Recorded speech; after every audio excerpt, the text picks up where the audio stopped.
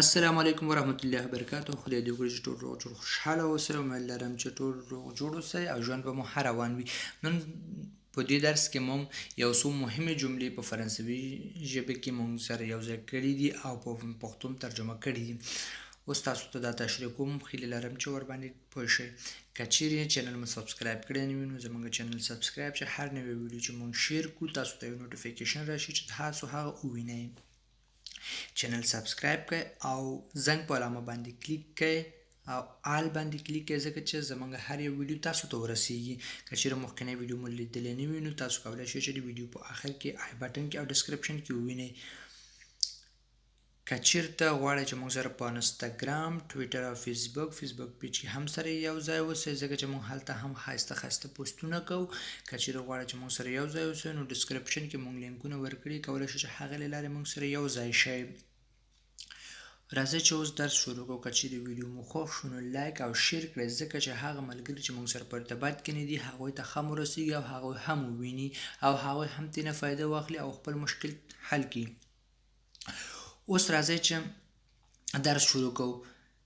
که کوم مشکل لرئ هغه هم په کمنټ کې موږ ته لیکلی شئ، په کمنټ کې ولیکئ او موږ د هماغې په باره کې ویډیو جوړ کوو او تاسو سره شیر کوو.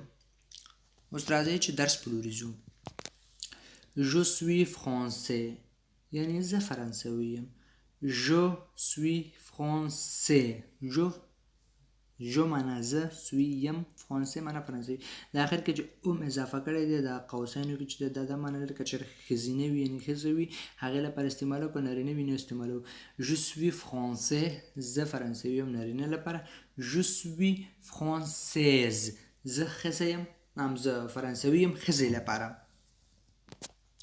Je suis heureux زه خوشحال یم. Je suis heureux زه خوشحال یم. Je suis heureux زه خوشحال یم. heureux وای خوشحال ته. Je suis triste je suis triste زه خفه یم. Je suis fatigué je suis fatigué زه ستړی یم. fatigué معنا ستړی او آخر چې دا او اضافه شوی دی دا که چیرې ښځینه وي یعنې ښځه وي هغې لپاره اضافه کوو، که چیرې نارینه وي هغې لپاره نه اضافه کوو. Je suis en retard زه ناوخته یم یعنې یو ځای ته ځې ته راندوو لرې د هغه لرې هلته ته ناوخته ورسېدلی ته ووایه چې مثلا je suis désolé je suis en retard معنا زه بهانه غواړم چې زه ناوخت شولم یعنې ناوخته ورسېدلم یعنې ناوخت یم. Je suis célibataire je suis célibataire زه مجرد یم. Je suis célibataire معنا زه مجرد یم. Je suis afghan je suis afghan زه افغان یم. Je suis afghan زه افغان یم. Je suis tout seul زه یوازې یم. Je suis tout seul زه یوازې یم. J'ai faim زه وږی یم. J'ai soif زه تږی یم. Êtes-vous malade آیا ته ناروغ آیا تاسو ناروغ یاست. Je suis en colère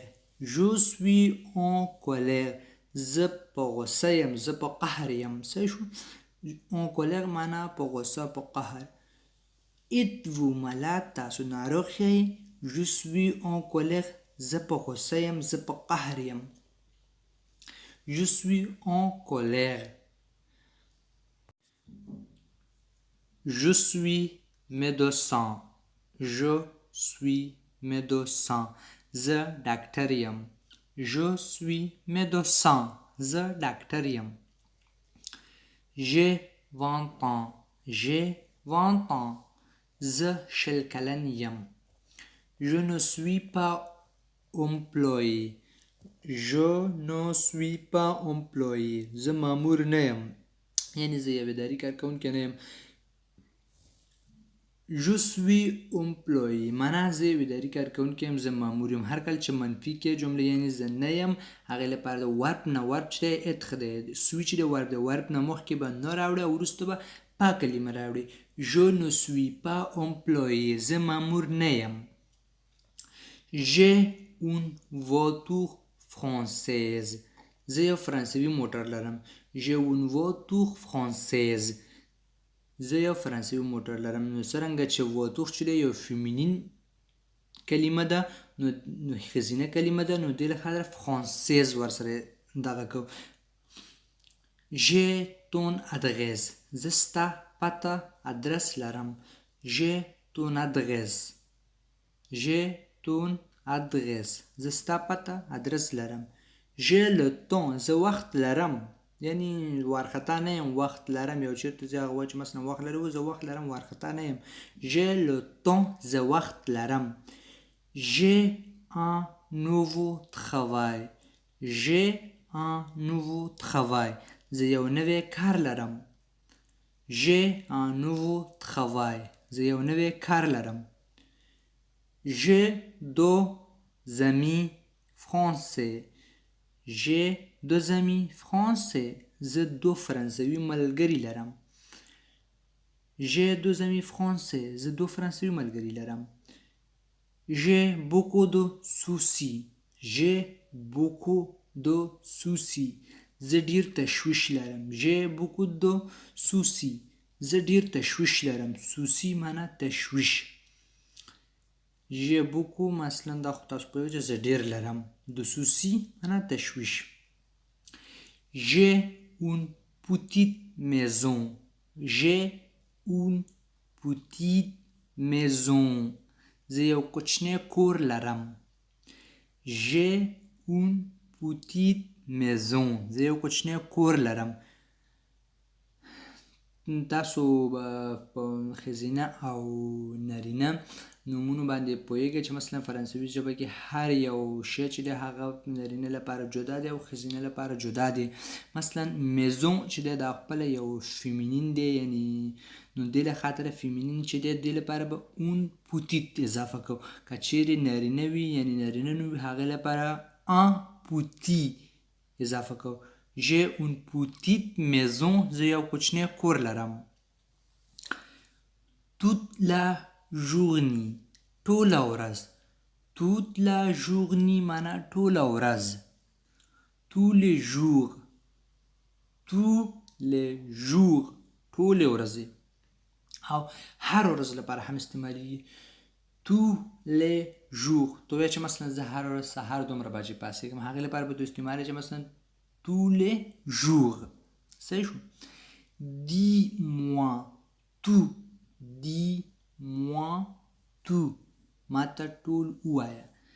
dis-moi ما ته ووایه. tout ټول. je les connais tout. je les connais tout. زه ټول پیژنم. je les connais tout. زه ټول پیژنم. j'y vais tous les ans. j'y vais tous les ans. زه هلته هر کال ځم. دا اګریک چې دا سبجکت سره ویني تاسو، ژي چې دی دا دلته چې دا اګریک ویني یعنی په انګلیش کې ورته وای دا چې ویني دا د یو ځای لپاره استعمالیږي. کله چې یو جمله کې مثلا ځای را یادول شوی د یو ځای نوم وي، دویم ځل چې د هغه ځای په ځای چې مثلا تو د هغه ځای نوم واخلي هغه ځای نوم نه اخلي، ژي وي دا اګریک اضافه کوي. j'y vais tous les ans. که چیرې تاسو د دې باندې تاسو نه پوهیږئ نو تاسو کمنټ کې ووایئ چې زه د دې په باره کې هم بل ویډیو جوړ کړم او تاسو سره یې اپلوډ کړم. avez-vous une chambre. avez-vous une chambre. یو کوټه لرئ. avez-vous une chambre. تاسو یو کوټه لرئ. nous avons un fils et deux filles. nous avons un fils et deux filles. موږ یو زوی او دو لوڼې لرو. ils n'ont pas assez de temps. ils n'ont pas assez de temps. دوی ډیر وخت نه لري. هغوی ډیر وخت نه لري. je n'ai pas d'argent. je n'ai pas d'argent. زه پیسې نه لرم. je n'ai pas d'argent. زه پیسې نه لرم. où est l'aéroport. où est l'aéroport. هوایي ډګر، هوایي میدان چیرته دی. où est معنا چیرته دی. l'aéroport معنا هوایي میدان، هوایي ډګر. où est l'hôtel. où est l'hôtel. où est l'hôtel. هوټل چیرته دی. رستورانت چیرته دی.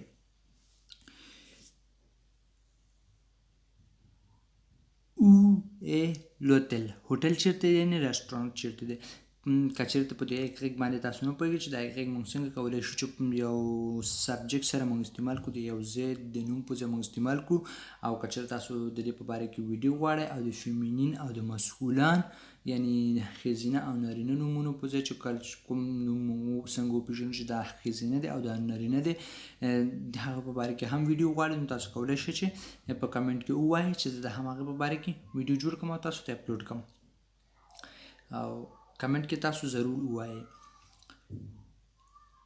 Où est sa voiture? Où est sa voiture?